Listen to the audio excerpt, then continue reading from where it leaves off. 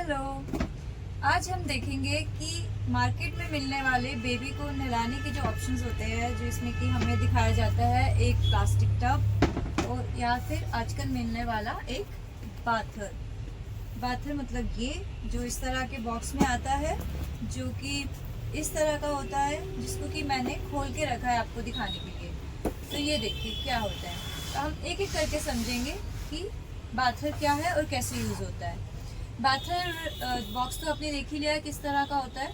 इसको जब हमने खोला है तो ये इस तरह का एक चेयर टाइप में है, जिसका कि नीचे इस तरह का फ्रेम है। इसके अंदर एडजस्ट करने के 2-3 लेवल है, जैसे आप देख पा रहे हैं। ये इससे क्या होता है कि आपके बच्चे की रिक्लाइनिंग पोजीशंस आप चेंज कर सकते हैं। आप चाहे बच्चे को ज़्यादा लेटाइए या थोड़ा सा स्टैंडिंग चेयर पोजीशन में रखिए। जैसे कि ये अगर है तो हमारा बच्चा ज़्यादा लेटा हुआ है। अगर मैं सेंटर में रखती हूँ तो हेड थोड़ा ऊपर हो गया। अगर हम यूँ रखते हैं तो इसकी पोजीशन थोड़ी और चेयर टाइप में हो गई है। तो बेसिकली ये क्या है और क्यों यूज़ होता है। ये जो बाथर है ये पुराने ज़माने के वो वाले कंसेप्ट जिसके अंदर की हमारी नानियाँ दादियाँ बच्चों को अपने पैरों पे नहलाती थी। तो वो क्या करती थी, एक चौकी टाइप की चीज़ के ऊपर बैठ जाती थी, अपनी लेग्स को ऐसे एक्सटेंड करती थी, टोज को ऐसे करती थी और बेबी को उसके ऊपर बिठाती थी। तो उससे बेसिकली क्या होता था कि बच्चा स्किप नहीं करता था। इस तरीके से बच्चे को अपने, मान लीजिए ये हाथ मेरे पैर हैं और वो इस तरीके से उन्हें बिठा के ऐसे नहलाती थी, तो बच्चा सिर ऊपर रहता था, बच्चा नानी दादी की पूरी ग्रिप में रहता था और आराम से उनको नहला दिया जाता था। तो ये जो तरीका था तो बहुत अच्छा, लेकिन आजकल की मदर्स कहाँ कर सकती हैं। ये हम नहीं समझ सकते कि किस तरीके से इस पे पोजीशन बिठाई जाती है। तो उसी का मॉडर्न वर्जन ये बाथर है, जिसके अंदर देखिए एग्जैक्टली जैसे कि ये आपके टोज हैं, तो इस तरह से इस पे बेबी को बिठा के इजीली आप नहला सकते हैं। ये साथ में थोड़ा हेड सपोर्ट के लिए पिलो दिया हुआ है, चाहे तो आप इसको लगाइए या इसको हटा दीजिए।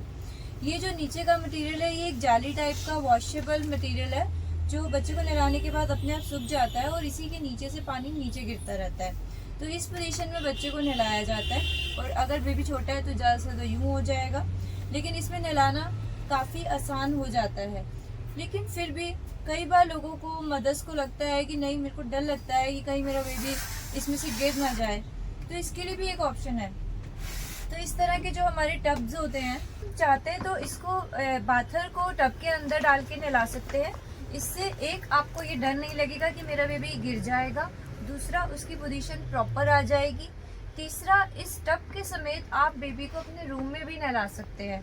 क्योंकि अगर आप खाली बाथर यूज़ करते हैं तो हो सकता है कि जो पानी नीचे गिरने का उसका एक चक्कर पड़ जाए और आपको सिर्फ बाथरूम में ही इसको यूज़ करना हो। लेकिन आप चाहते हैं कि मैं बेबी को नहलाऊं भी कंफर्टेबल, उसकी पोजीशन भी खुद सेट कर लूं जैसे कि बाथर में कंफर्टेबल है और पानी भी ना गिरे, तो टब और बाथर दोनों का कॉम्बिनेशन बनाइए। एक बड़े साइज का टब लीजिए, बाथर लीजिए और आप अपने रूम में बेबी को ईजिली नहला सकते हैं।